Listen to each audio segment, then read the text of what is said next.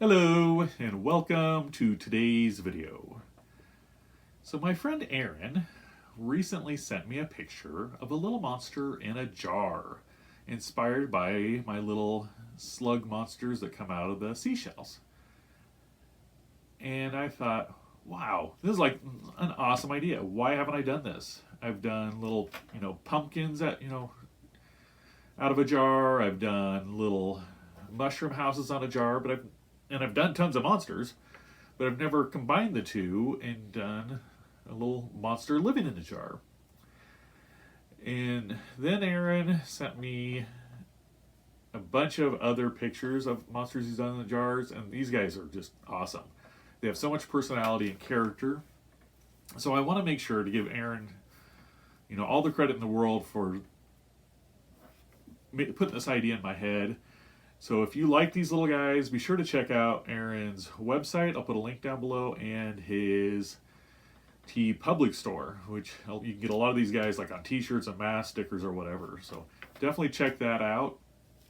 And anyways, so back to my idea of doing these is I remember back to being a kid, and I remember, kids would catch insects and, we'd catch lightning bugs, and I thought, I'll do them out of the glow-in-the-dark clay. Like that'd be cool sitting on a shelf and having them light up when you shut the light off at night. And so I think it's something that, if these creatures existed now, kids would want them for little pets and stuff. So, and then I thought, well, I don't want to just do it in the jar. I want to add like an environment to it. So in today's video, I'm going to make some little glow buggers out of Sculpey 3 glow-in-the-dark clay, and make some environments and put these little guys in some cute little jars.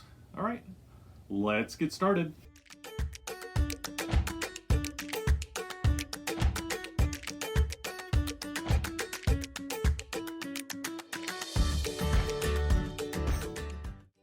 So I'm starting off by softening up some green Primo Sculpey that I want to mix in with the glow-in-the-dark, just kind of swirl it, give it a marble effect. My glow-in-the-dark is already soft because I tried making one monster and I didn't like it, so I restarted with this one. So this is going to be more of the slug-like monster. So I'm just getting the basic shape, making a couple little antennas for it.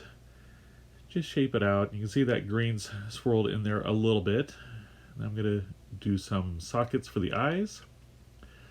And then I want to give it a little bit of a frown, so I'm just adding a lower jaw to it, smoothing that in, giving this kind of a pouty lower lip. This was all sad. He's sad he's going to be trapped in a jar. So then I'm just taking my needle tool, just going to do a little bit of detail, some ridges there. I'm going to set this aside. Now I thought it would be cool to have some little, like either eggs or some kind of,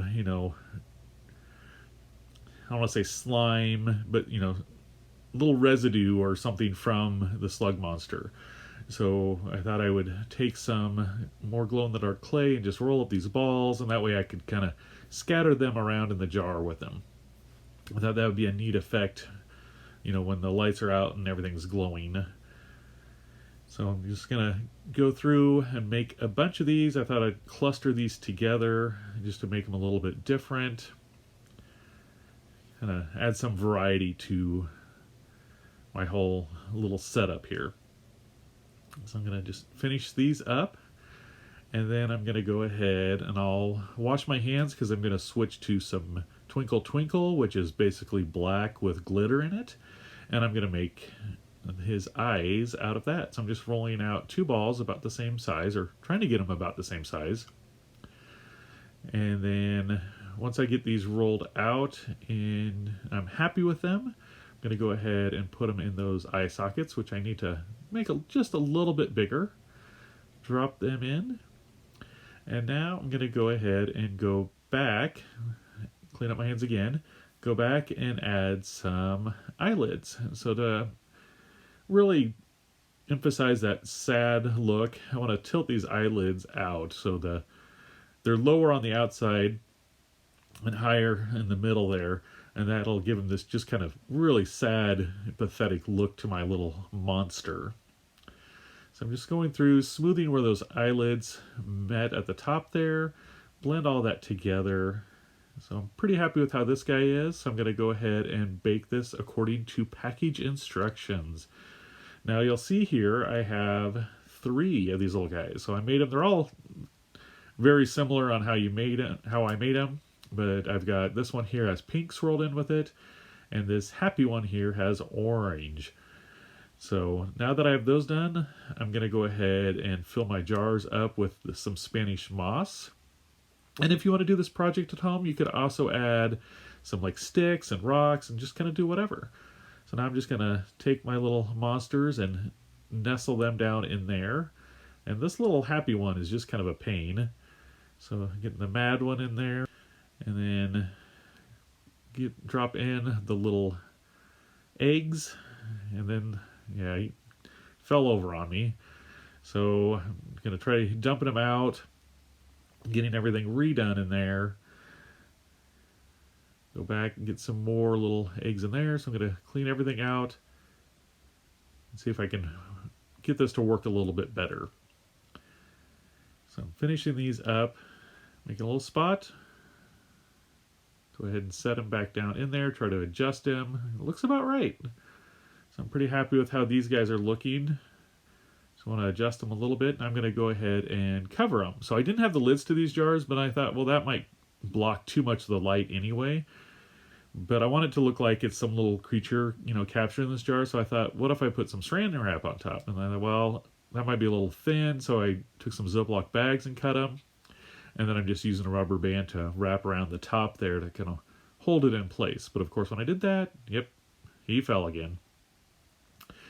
So I keep adjusting him, moved him a little bit forward. Thought, well, yeah, this should work. He's going to stay put now that he's leaning up against the front. Nope. And again. So, all right, I give up on this guy. I'm going to switch over to one of my other ones, or the other one that needs done. Add the top. Trim off that excess plastic. It gives me a nice look that, is captured out in the backyard. Trim off the excess plastic from the other one. Now we're going to try this one more time. So at this point I was trying to see if I could, get my hand in there and lower it down far enough and I could glue it, but I couldn't. So I thought, well, what if I just really push down that center, and then I could get him to kind of nestle in there, and that would support him. So I went ahead and put him in there, dropped all the pieces in there. Sorry, my hand's kind of blocking the view there. All right, kind of give him some pressure. That looks about right. I think he's going to be okay.